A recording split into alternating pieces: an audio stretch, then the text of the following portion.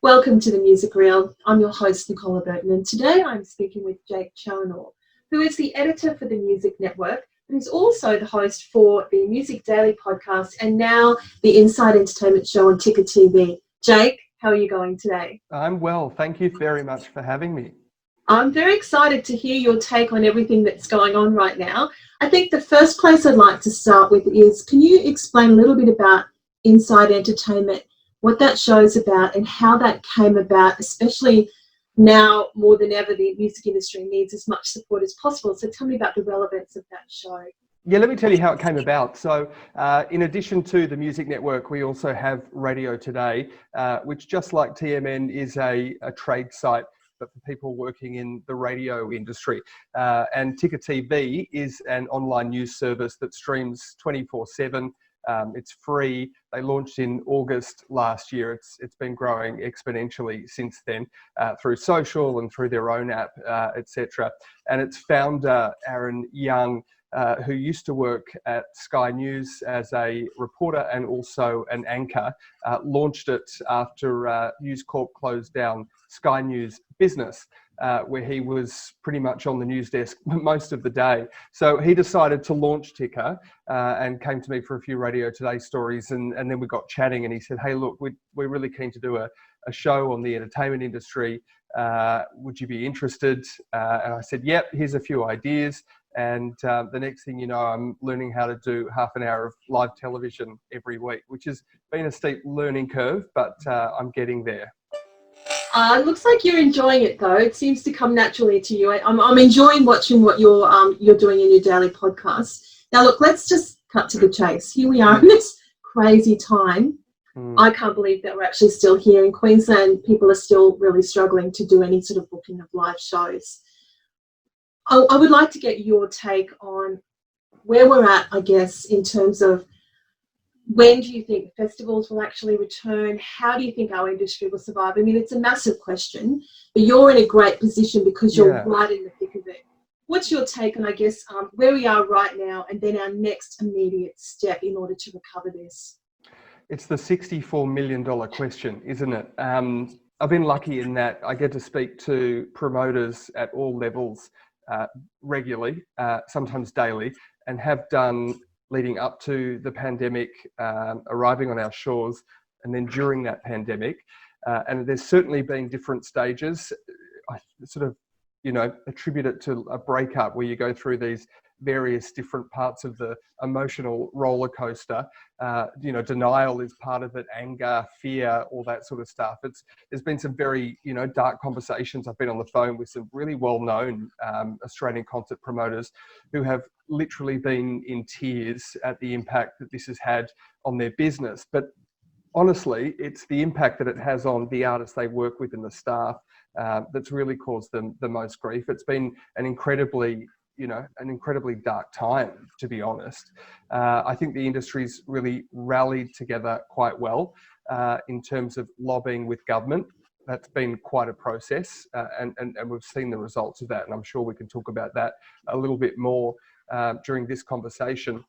In terms of what's next, I think everyone is really working together and working towards the idea of reopening large-scale events, obviously in a COVID-safe way, around April and May next year. Some tours have announced slightly earlier than that, some slightly later than that. I think really, the most notable ones that we can talk about right now are Blues Fest for March. Spoke to Peter Noble this week, who quite honestly was really frank and said, look, I'm not confident that it's going to go ahead, but I'm basing it on the information that I have currently. We need to get the show back on the road. So he's got a plan A, which is in play right now, and he's got a plan B, which is an all-Australian lineup. Then TEG Live this week also announced the first arena tour by an Australian artist since all the cancellations, and that's of course Delta Goodrem. Tickets are on sale for that now. Really, I think it's going to be a case of how consumers, punters, fans feel about putting themselves in that environment come April or May or whenever it is next year.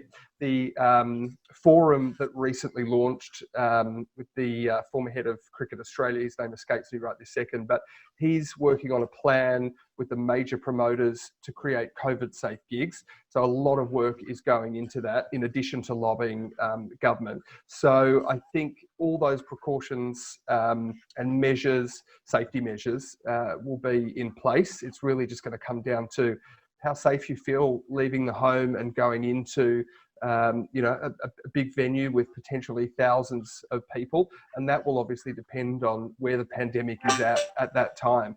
But that's what everybody is working towards. And it's interesting, isn't it? Because in order to put together these huge events, these tours, you need the people behind the scenes to stay alive financially. You need these businesses to stay afloat. And I guess that's what concerns so many people. How do we hang on until April, May next year? You've got managers, agents, artists. There's so many people in this ecosystem, how we keep them alive. And what's been interesting, as I've been taking this journey through the music reel, speaking to so many people, it seems that there's a little bit of a gap in terms of data that the government actually has on every single person that is involved in, I guess, growing the village of the music industry. And it seems like they're not necessarily, I guess, in front of all of the, the small businesses, the people that have got mortgages and families. What's your take on and I know this is a huge question, on a possible way that we can actually bridge that gap in terms of making sure that the government has the real-time data so that when they're doing funding pathways, the people that need it the most are the ones that it actually gets to? That's a really great question. I know a lot of the associations, including ARIA, APRA AMCOS, Music Australia, the state organisations and other bodies have been working together in terms of pulling what they can from a data perspective and communicating that to government. It's a really, really hard process. So how it gets done, I think what COVID has done is forced everyone to work closer together, to get on the same page, and then to take that to cabinet, government, whoever it might be. So I think those steps are happening.